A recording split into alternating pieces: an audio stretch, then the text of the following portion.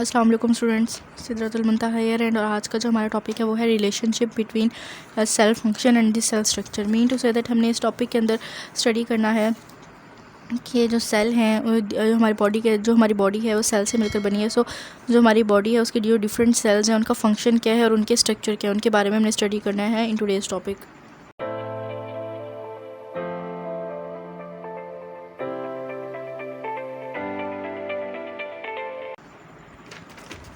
First हम देखते हैं कि ये कहा जाता है कि जितने भी लिविंग ऑर्गेनिजम्स हैं उन तमाम की बॉडी क्या होती है वो सेल से मिलकर बनती है और हर सेल जो होता है एवरी सेल परफॉर्म करता है specific function.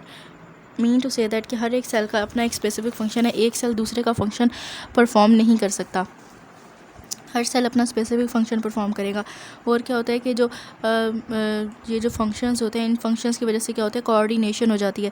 Mean to say that cell के जो फंक्शंस हैं वो जो एवरी सेल डिफरेंट किस्म का फंक्शन परफॉर्म करेगा।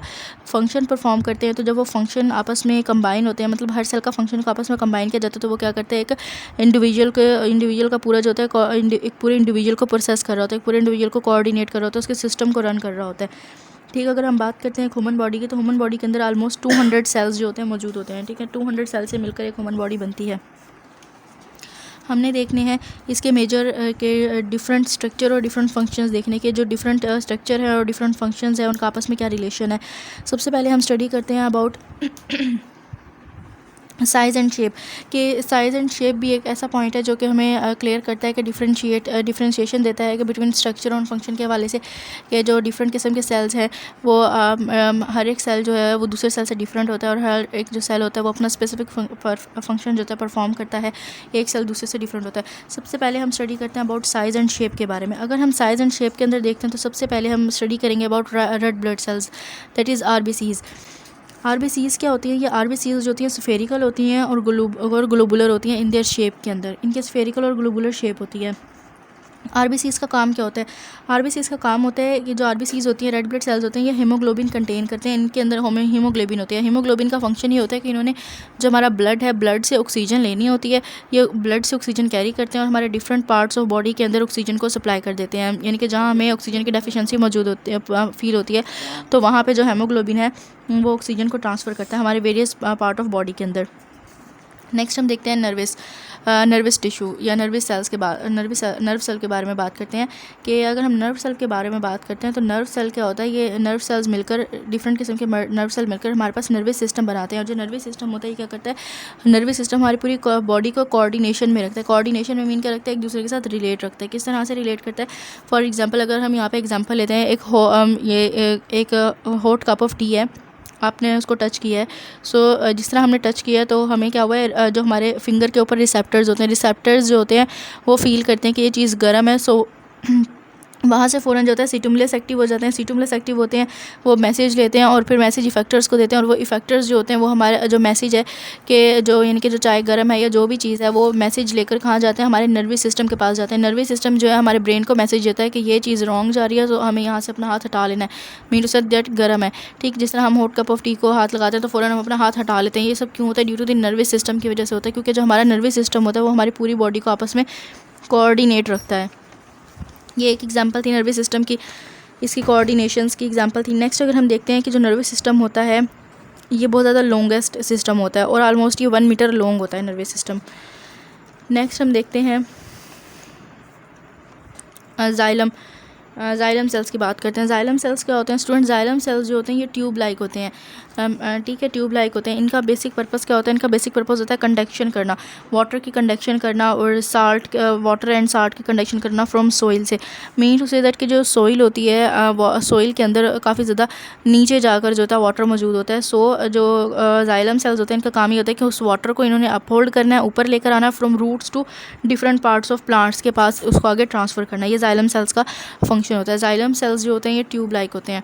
अब अगर हम देखते हैं जाइलम सेल्स को, वो ट्यूब लाइक होते हैं। RBCs की बात की थी हमने कि वो ग्लोबुलर होते हैं और स्फेरिकल होते हैं। और अगर इसी तरह हम नर्व सेल की बात करते हैं तो नर्व सेल क्या होते हैं? ये लॉन्ग होते हैं। ठीक है, तो हमें क्या बताते हैं कि जो तीनों सेल्स हैं ये क्या है? डिफरेंट है, इनका स्ट्रक्चर डिफरेंट है, इनके फंक्शंस डिफरेंट है। सो हमने क्या देखा कि हर एक सेल अपना डिफरेंट फंक्शन परफॉर्म करता है, अपना डिफरेंट स्ट्रक्चर रखता है। एक सेल दूसरे से डिफरेंट होता है, उसकी तरह रिजेम्बलेंस शो कभी नहीं करता।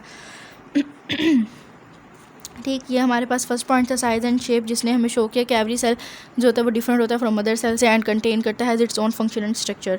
नेक्स्ट हम बात करते हैं about the surface area to volume ratio की बात करते हैं। सरफेस एरिया और वॉल्यूम रेशो के अंदर क्या आता है इसके अंदर हम डिस्कस करते हैं अबाउट रूट हेयर्स, यानी कि जो रूट हेयर्स सेल्स होते हैं प्लांट के अंदर जो रूट हेयर सेल्स होते हैं वो क्या करते हैं, लार्ज सरफेस एरिया रखते हैं। अब जो रूट हेयर सेल्स होते हैं उनका सरफेस एरिया लार्ज क्यों होता है, इसका पर्पस क्या होता है, जितना ज़्यादा मतलब सरफेस एरिया लार्ज होता है उतनी ही ज़्यादा अब्जॉर्प्शन ऑफ वाटर की अब्जॉर्प्शन ज़्यादा से ज़्यादा होती जाती है। फॉर एग्जांपल जिस तरह कि हम देखते हैं कि जितना ज़्यादा सरफेस एरिया होगा वाटर की अब्जॉर्प्शन उतनी ज़्यादा होगी, ठीक है। सो ये क्या होता है, उतना ही जितनी ज़्यादा वाटर की अब्जॉर्प्शन होगी उतना ही ज़्यादा जो होता है जो वाटर होता है वो ट्रांसफ़र होता है फ्रॉम रूट टू लीव्स की तरफ जाता है, ठीक है, अपनी जड़ों से लेकर लीव्स की तरफ, पत्तों की तरफ नेक्स्ट जो होता है वो ट्रांसफ़र होता रहता है।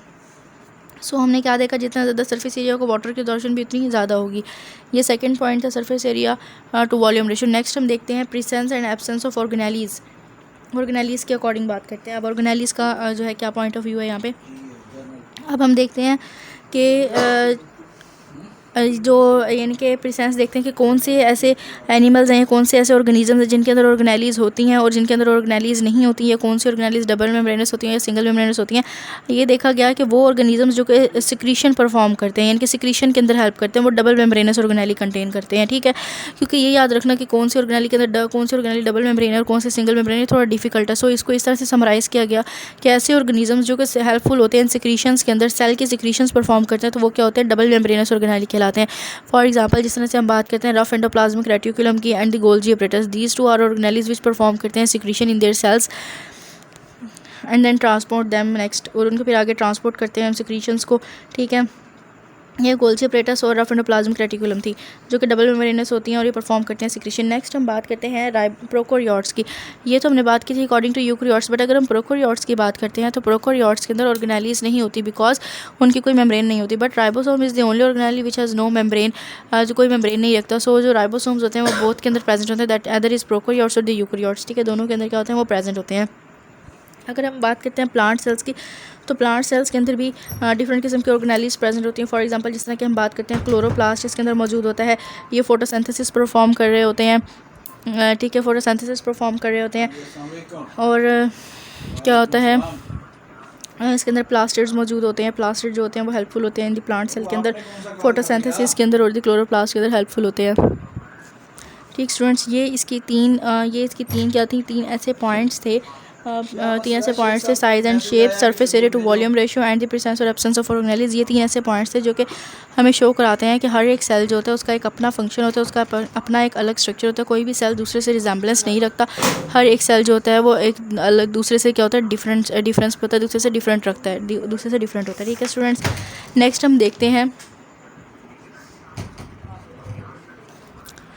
हम देखते हैं कंट्रीब्यूशन। मीन के ये जो इंडिविजुअल होता है, एक पूरा इंडिविजुअल होता है, उसके अंदर एक पूरे इंडिविजुअल को बनाने के अंदर कितने सेल्स जो होते हैं वो कंट्रीब्यूशन करते हैं। हर एक सेल जो होता है उसका कंट्रीब्यूशन क्या होती है, उसकी कितनी जो होते हैं कितने हद तक वो कंट्रीब्यूशन कर रहे होते हैं। मीन टू से दैट कि हर एक सेल हमारी बॉडी को स्टेबिलिटी प्रोवाइड करता है। हर एक सेल की अब हमने क्या करनी है, कंट्रीब्यूशन चेक करनी है, उसके सेल के फंक्शंस देखने हैं। अब ये जो हमारा टॉपिक है इसके अंदर हमने स्टडी करना है कंट्रीब्यूशन के बारे में कि कंट्रीब्यूशन क्या होती है, यानी कि हर सेल अपना एक जो इंडिविजुअल होता है पूरे एक इंडिविजुअल को बनाने में उसकी जो स्ट्रक्चर है उसकी जो फंक्शनिंग है, स्टेबिलिटी प्रोवाइड करने में हर एक सेल की कितनी कंट्रीब्यूशन होता है, उसका क्या क्या फंक्शन होता है, ये हमने अब स्टडी करना है। इसको हम डिफरेंट एग्जांपल से स्टडी करते हैं। फॉर एग्जांपल फर्स्ट हम लेते हैं नर्व सेल्स के अकॉर्डिंग हम इसको स्टडी करेंगे। नेक्स्ट हम इसको स्टडी करेंगे अबाउट मसल सेल्स के, एंड देन फिर हम इसको देखेंगे रेड ब्लड सेल्स के अकॉर्डिंग, और फिर हम इसको बात करेंगे स्किन सेल्स के अकॉर्डिंग देखेंगे, और एट द एंड हम इसके बारे में क्या करेंगे, बोन सेल्स के बारे में, इसको बोन सेल्स से रिलेटेड हम इसको स्टडी करेंगे। सबसे पहले हम लेते हैं नर्व सेल्स को।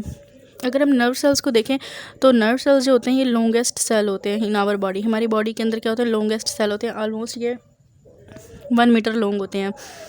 नर्व सेल्स जो होते हैं ये हमारी पूरी बॉडी के अंदर कोऑर्डिनेशन बना लेते हैं। नर्व सेल्स जो होते हैं वो मिलकर नर्वस सिस्टम बनाते हैं, और फिर जो नर्वस सिस्टम होता है ये पूरी हमारी बॉडी के अंदर क्या बनाता है, कोऑर्डिनेशन बना लेता है। अब इसके जो होते हैं जो नर्वस सिस्टम होता है इसके 5 मेजर जो होते हैं स्टेप्स होते हैं। जो कि मैसेज को ट्रांसफ़र करते हैं from one part of body to another part of the body cells. ठीक है, इस तरह से ट्रांसफ़र करते हैं। इसके 5 मेजर स्टेप्स हैं। कौन से होते हैं? फर्स्ट सिटोमुलस है, देन इफेक्टर होता है, फिर रिसेप्टर एंड देन कोऑर्डिनेटर होते हैं। ठीक है स्टूडेंट, इस तरह से ये स्टेप्स होते हैं कि फॉर एग्जांपल अगर हम बात करें नर्वस सिस्टम की, कि नर्वस सिस्टम किस तरह से हमारी बॉडी के अंदर क्या आता है, कोऑर्डिनेशन बनाता है। वो इस तरह से कोऑर्डिनेशन बनाता है कि फॉर एग्जांपल अगर हम एक हॉट कप ऑफ टी की बात करें, तो जो हॉट कप है, यानी कि हॉट कप ऑफ टी होता है, हमने एक गर्म कप को हाथ लगाया, ठीक है, हमारी फिंगर टच हुई और देन फ़ौरन हमारे फिंगर को फील हुआ कि कुछ रॉन्ग है, कुछ गलत है, तो हम फ़ौरन क्या करेंगे, जो हमारे फिंगर होंगे उसके ऊपर रिसेप्टर्स जाएंगे, वो रिसेप्टर्स क्या करेंगे, सिटुमुलेट करेंगे और सिटुमुलेट करेंगे मैसेज को, ठीक है ना। और वो मैसेज जो होता है इफेक्टर्स के पास जाता है और इफेक्टर्स जो होते हैं उनको देन हमारे नर्वस सिस्टम के पास लेके जाते हैं। नर्वस सिस्टम जो होता है हमारे ब्रेन को मैसेज देता है कि ये जो है कुछ गलत हुआ है, मतलब कि हमने जो है गर्म चीज़ को हाथ लगा दिया, ये हमारे लिए डेंजरस है, हमें फ़ौरन यहाँ से हाथ हटाना है। सो हम क्या करते हैं, अपना फ़ौरन हाथ हटा लेते हैं। इस तरह से जो नर्वस सिस्टम होता है ये हमारी पूरी बॉडी के अंदर अपना कोऑर्डिनेशन सिस्टम एक बना लेता है, कोऑर्डिनेशन सिस्टम डेवलप कर लेता है। इसके 5 वेज होते हैं मैसेज को ट्रांसफ़र करने के नर्वस सिस्टम के। First is the stimulus, next is the effector, then receptor and then other coordinators आ जाते हैं। इस तरह से जो नर्व सेल्स होते हैं ये बहुत ज़्यादा इंपॉर्टेंट रोल प्ले करते हैं हमारे कोऑर्डिनेशन के अंदर, हमारी बॉडी के कोऑर्डिनेशन के अंदर। एक इंडिविजुअल्स को ग्रो करने में, एक इंडिविजुअल को रन करने के अंदर जो इंपॉर्टेंट जो काम होता है वो नर्वस सिस्टम प्ले करते हैं। नेक्स्ट आते हैं मसल सेल्स। अब हम बात करते हैं मसल सेल्स। मसल सेल्स के अंदर 2 चीज़ें होती हैं, first is the contraction and the other is the relaxation होती है स्टूडेंट्स। अब जो ये जो मसल्स हैं इनकी जो कंट्रैक्शन है और इसकी जो रिलैक्सेशन है, ये सारे प्रोसेसेस क्या हो रहे होते हैं, ट्राइसेप्स और बाइसेप्स में हो रहे होते हैं। ठीक है, ट्राइसेप्स हैं, जैसे हमारे बाइसेप्स हैं, ये कंट्रैक्ट कर रहे होते हैं, ये रिलैक्स हो रहे होते हैं। इन तमाम की जो ट्राइसेप्स और बाइसेप्स हैं, इन तमाम की जो प्रोसीजर, इन तमाम की जो वर्किंग होती है, ये सारे इसको कौन देख रहा होता है, इसको मसल सेल्स देख रहे होते हैं। यानी कि जब हम एक्सरसाइज, कोई पर्सन है वो अगर एक्सरसाइज करे तो ड्यूरिंग एक्सरसाइज जितनी भी एक्टिविटीज़ परफॉर्म हो रही है, जो भी कुछ हो रहा है, सारे मसल सेल्स की वजह से हो रहा है। ड्यूरिंग एक्सरसाइज क्या होता है, मसल्स हमारे जो होते हैं कॉन्ट्रैक्ट कर जाते हैं। ठीक है, जो मसल्स होते हैं बहुत ज़्यादा कॉन्ट्रैक्ट कर जाते हैं। ना सिर्फ मसल्स कॉन्ट्रैक्ट करते हैं बल्कि ब्रीदिंग रेट भी ज़्यादा हो जाता है, रेस्पिरेशन जो होती है, सांस लेने का अमल भी ज़्यादा हो जाता है। इस तरह से हर एक चीज़ जो होती है वो बॉडी की इंक्रीज़ होती जाती है ड्यूरिंग एक्सरसाइज। तो इस तरह से जो वर्किंग होती है ये मसल सेल्स परफॉर्म करते हैं। इसका जो मेजर रोल होता है मसल सेल्स का वो यही होता है कि उन्होंने हमारी बॉडी के अंदर कंट्रैक्शन और रिलैक्सेशन करते हैं मसल्स की। ठीक, नेक्स्ट है हमारे पास रेड ब्लड सेल्स। अब ये रेड ब्लड सेल्स, इनके आरबीसीज़ क्या होती हैं। अब ये रेड ब्लड सेल्स जो होते हैं इनके अंदर क्या होता है, हेमोग्लोबिन प्रेजेंट होता है।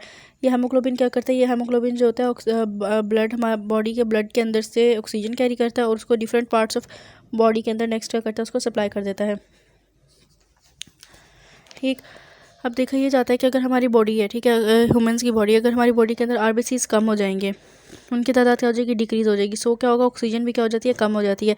एज एन रिजल्ट जिसके नतीजे में क्या होता है कि जो हमारे लंग्स हैं वो प्रॉपर फंक्शनिंग नहीं करते, लंग्स की प्रॉपर फंक्शनिंग नहीं हो पाती, जिसकी वजह से क्या होता है, ब्रीदिंग रेट क्या हो जाता है, इंक्रीज़ हो जाता है और वो क्या कहलाता है, अस्थमा। यानी कि जो अस्थमेटिक पेशेंट होते हैं उनको फिर सांस लेने के अंदर प्रॉब्लम होती है। क्यों? Due to their lack of oxygen.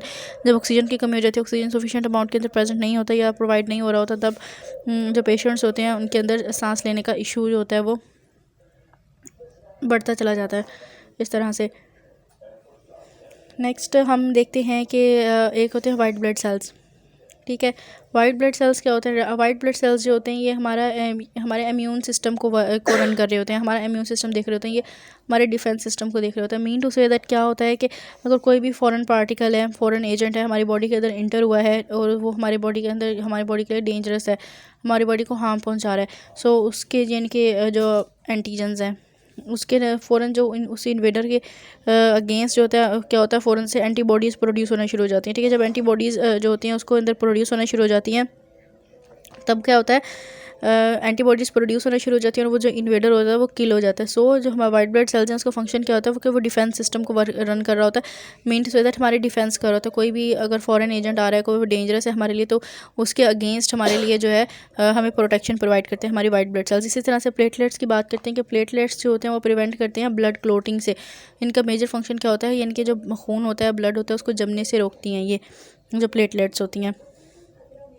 हमें उनके जमने से बचाती हैं। फॉर एग्जांपल जैसे कि अगर हम बात करते हैं, अगर ब्लड क्लॉट हो जाता है, अगर हमारे दिल के अंदर जो है वो खून जमना शुरू हो जाए तो उससे दिल की बीमारियाँ होती हैं, जिससे कार्डियोवास्कुलर डिजीज़ हो जाती हैं।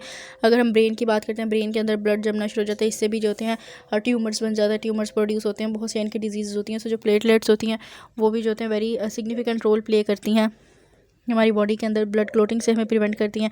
अगर कोई भी वाउंड हो जाता है तो उसमें से ब्लड निकलना शुरू हो जाता है, सो उसके अंदर जो है उसको हमें ब्लड क्लोटिंग से जो है वो रोकती है कि यहाँ पे ब्लड जो है जमना शुरू ना हो, क्योंकि जो ब्लड का जमना होता है वो हमारे लिए हार्मफुल भी होता है काफ़ी हद तक। नेक्स्ट हम देखते हैं स्किन सेल्स। स्किन सेल्स की बात करते हैं। इनके जो स्किन सेल्स होते हैं ये क्या होते हैं, ये लार्जेस्ट ऑर्गन्स होते हैं बॉडी के। जो ह्यूमन बॉडी होते हैं इनके ये सबसे ज़्यादा क्या होता है, लार्जेस्ट ऑर्गन होते हैं। ये क्या करते हैं, एक्ट करते हैं एज अ बैरियर की तरह से। ठीक है, ये एज एन एरियर जो बैरियर जो होते हैं वो एक्ट करते हैं, यानी कि फ्रॉम आउटसाइड टू इनसाइड, यानी कि आउटसाइड से क्या होता है इनसाइड जाते हैं, एक्ट करते हैं एज अ बैरियर के तौर पे। ठीक है, अब अगर हम बात करते हैं कि ये जो स्किन सेल्स होते हैं ये हमें प्रोवाइड करते हैं प्रोटेक्शन प्रोवाइड करते हैं, हमें सपोर्ट भी देते हैं। अब जो स्किन सेल्स हैं ये हमें प्रोटेक्ट किससे करते हैं, जिस तरह डिफरेंट किस्म के बैक्टीरिया हैं, डिफरेंट किस्म के वायरसेस हैं, ये जो होते हैं स्किन के सेल्स होते हैं हमें उनसे प्रोटेक्ट करते हैं। नेक्स्ट हम बात करते हैं एपिडर्मस लेयर की। एपिडर्मस जो स्किन होती है ना हमारी स्किन के ऊपर ये क्लियर प्रेजेंट होती है, जिसको हम बोलते हैं एपिडर्मस लेयर। ये एपिडर्मस लेयर क्या करती है कि जितने भी इन्वेडर्स होते हैं, फॉरेन इन्वेडर्स हमारी बॉडी के अंदर आते हैं या आ रहे होते हैं, हमारी बॉडी को उससे सेव रखती हैं जो एपिडर्मस लेयर होती हैं। और नेक्स्ट अगर हम बात करते हैं, हमारी बॉडी के अंदर हेयर्स प्रेजेंट होते हैं। ठीक है, डिफरेंट किस्म के हेयर्स भी होते हैं। हेयर्स का काम क्या होता है कि ये ऑस्मो रेगुलेशन को कंट्रोल करता है, ऑस्मोसिस कंट्रोल करता है। नेक्स्ट ये टेम्परेचर को मेंटेन रखता है हमारी बॉडी के अंदर। ये जो हेयर्स होते हैं ये जो साल्ट्स होते हैं, साल्ट्स की बैलेंस को कंट्रोल रखते हैं, साल्ट्स को बैलेंस रखते हैं। नेक्स्ट हम बात करते हैं इसके अंदर जो हमारी स्किन होते हैं, स्किन के अंदर रिसेप्टर्स भी होते हैं। रिसेप्टर्स क्या होता है, मतलब कि अगर कोई भी चीज़ है जो कि हमारे लिए हार्मफुल है, अगर हमने उसे टच कर लिया है तो हमें टच के थ्रू जो है हमें पता चल जाता है कि ये चीज़ हमारे लिए डेंजरस है और फ़ौरन हम उससे हाथ पीछे कर लेते हैं या खुद भी पीछे हो जाते हैं। फॉर एग्जाम्पल जैसे हमें करंट लगता है तो हमारे हाथ टच होता है तो हमें पता चलता है कि ये हमारे लिए डेंजरस है, हमें एक पूरी जो है फील होता है, तो हम क्या करते हैं पीछे हो जाते हैं, अपना हाथ भी पीछे कर लेते हैं। तो ये क्या होते हैं, रिसेप्टर्स होते हैं जो कि हमारी स्किन के अंदर प्रेजेंट होते हैं, स्किन की लेयर के ऊपर प्रेजेंट होते हैं। नेक्स्ट हम बात करते हैं बोन सेल्स की। ये लास्ट है, ये एग्जांपल हमने ली है बोन सेल्स की। बोन सेल्स क्या होता है, अब बोन सेल्स की अगर हम बात करते हैं ना, जो हमारे बोन सेल्स होते हैं उनके अंदर क्या होता है एक्स्ट्रा सेलुलर स्पेसीज होती हैं, कुछ एक्स्ट्रा सेलुलर स्पेसीज होती हैं, उनके अंदर जो कैल्शियम होता है वो डिपॉजिट होना शुरू हो जाता है। अब स्टूडेंट्स उनके अंदर कैल्शियम जो होता है क्यों डिपॉजिट होता है, क्योंकि फॉर एग्जांपल कभी जब हमारी बॉडी के अंदर कैल्शियम ज़्यादा हो जाता है तो हमारी बॉडी क्या होती है वो उस कैल्शियम को स्टोर कर लेती है बोन्स के अंदर। बोन्स की जो एक्स्ट्रा सेलुलर प्लेसेस होती हैं वहाँ पर क्या करती है उसको स्टोर कर लेती हैं कि अगर फॉर एग्जांपल कभी हमें कैल्शियम की नीड हो या कभी हमें अर्जेंट ज़रूरत पड़े, हमारी बॉडी के अंदर कैल्शियम कम हो रहा हो, ग्लूकोज लेवल कम हो रहा हो, तो क्या होता है वहाँ से बोन्स में से जो कैल्शियम होता है उसको फिर एक्सट्रैक्ट कर लिया जाता है और वहाँ पे जब हमें नीड होती है, जब हमें ज़रूरत होती है तो हम उसको वहाँ पे यूज़ कर लेते हैं, उस कैल्शियम को वहाँ पे यूज़ कर लिया जाता है। सो स्टूडेंट्स ये हमने 5 एग्जांपल्स देखी थी। फर्स्ट थी नर्व सेल्स की एग्जांपल थी, सेकंड थी मसल सेल्स की, फिर हमने रेड ब्लड सेल्स की बात की और नेक्स्ट स्किन सेल्स की एग्जांपल ली और फिर एट द एंड हमने बात की कि सेल्स ऑफ बोन्स की बात की। ये 5 एग्जांपल्स थी जो कि हमने स्टडी की थी। किसके लिए स्टडी की थी, हमने कंट्रीब्यूशन देखा थी कि ना जो इंडिविजुअल सेल्स होते हैं उनके अंदर कितना जो हर सेल होता है वो कितनी अपनी कंट्रीब्यूशन प्ले कर रहा होता है फंक्शनिंग के अंदर ऑफ द होल बॉडी की फंक्शनिंग के अंदर कितना हर कोई जो होता है अपना वो रोल प्ले कर रहा होता है। नेक्स्ट स्टूडेंट इसी के अंदर एक चीज़ आती है cell as an open system, कि सेल जो होता है वो एक ओपन सिस्टम के तौर पे वर्क कर रहा होता है। इसी के अंदर एक चीज़ है cell as an open system. इसको अब हम किस तरह से बताएंगे, इस तरह से हम बताते हैं कि सेल जो होता है एक ओपन सिस्टम होता है। किस तरह से कि मटेरियल जो होते हैं वो सेल के अंदर भी जाते हैं। ठीक है, जो मटेरियल होते हैं ना वो सेल के अंदर जा रहे होते हैं, कुछ मटेरियल सेल से बाहर जा रहे होते हैं, और ये जो होते हैं अंदर बाहर जाकर अपनी एक्टिविटीज़ देखकर अपना क्या करते हैं, ये स्पेसिफिक फंक्शंस परफॉर्म करते हैं। ठीक है स्टूडेंट, कुछ जो होते हैं वो क्या करते हैं अपना स्पेसिफिक जो होते हैं वो फंक्शंस परफॉर्म करते रहते हैं सेल्स। अब जो सेल्स होते हैं फिर वो 2 तरह के प्रोडक्ट बनाते हैं। एक प्रोडक्ट बनाते हैं जो कि जो एक इंटरनल यूज़ के लिए होता है और एक होता है फॉर सिक्रीशन, मतलब ऐसा प्रोडक्ट के जो सेल होता है वो अपने अंदर ही यूज़ कर लेता है एक प्रोडक्ट को। कुछ प्रोडक्ट ऐसे होते हैं जो कि सेल आगे बाहर सिक्रीट कर देते हैं। तो सेल क्या करता है कि ओपन सिस्टम के तौर पर एक्ट करता है कि इसमें से कुछ चीज़ें इनमें से चीज़ें गुजर भी सकती हैं, मतलब इन एंड आउट ट्रांसफ़र होता है। कैल्शियम जिस तरह के है, अगर हम आइंस की बात करते हैं, पोटेशियम आइंस है, सोडियम के आइंस है, वो भी इन एंड आउट ट्रांसफ़र होते रहते हैं इसके अंदर, सेल के अंदर। आइंस की ट्रांसफॉर्मेशन देखी है। उसके बाद जो है ना हमने देखी है, अगर हम बात करते हैं कैल्शियम आइंस की बात करते हैं, कैल्शियम आइंस की ट्रांसफॉर्मेशन होती है, मेटाबोलाइट्स होते हैं वो भी बाहर and in and out move करते रहते हैं। कैल्शियम की बात की, किसने कैल्शियम डिपॉजिट हो जाता है बोन्स के अंदर। और जिस तरह के अगर हम बात करें जो प्रोडक्ट होते हैं फॉर सिक्रीशन के लिए, जिस तरह के गोल्जी अपरेटस प्रोडक्ट बनाता है और जो एंडोप्लाज्मिक रेटिकुलम होता है वो प्रोडक्ट्स बनाते हैं, तो वो क्या हो जाते हैं, वो product out of the cell secrete हो जाते हैं। सो इस तरह से जो सेल होता है ये एक ओपन सिस्टम के तौर पर एक्ट कर रहा होता है कि इसमें से कुछ चीज़ें गुजर भी रही होती हैं, आ भी रही होती हैं, जा भी होती हैं, मतलब कोई रिस्ट्रिक्शन नहीं होती किसी को अंदर बाहर आने जाने में। हर एक सेल जो होता है, हर एक जो ऑर्गेनेली है, हर एक जो चीज़ है वो अपना एक जो है प्रॉपर फंक्शन जो होता है वो परफॉर्म कर रही होती है। ठीक है स्टूडेंट्स, लेकिन कुछ सेल्स ऐसे भी होते हैं जो एक्ट करते हैं एज एन बैरियर के तौर पे, मतलब कि वो सारी चीज़ों को अपने में से नहीं गुजरने देते, ये सारी चीज़ों को नहीं आने देते, वो सिर्फ सिलेक्टिवली चीज़ों को अपने अंदर आने देते हैं जो कि उनके लिए यूज़फुल होती हैं, जो कि उनके लिए बेनिफिशियल होती हैं। कुछ सेल्स ऐसे भी होते हैं। सो स्टूडेंट्स, ये थी हमारी कंट्रीब्यूशन के कंट्रीब्यूशन क्या थी, इंडिविजुअल सेल के अंदर कितनी कंट्रीब्यूशन होती है एक होल बॉडी, एक होल इंडिविजुअल को बनाने के लिए। Thank you so much students.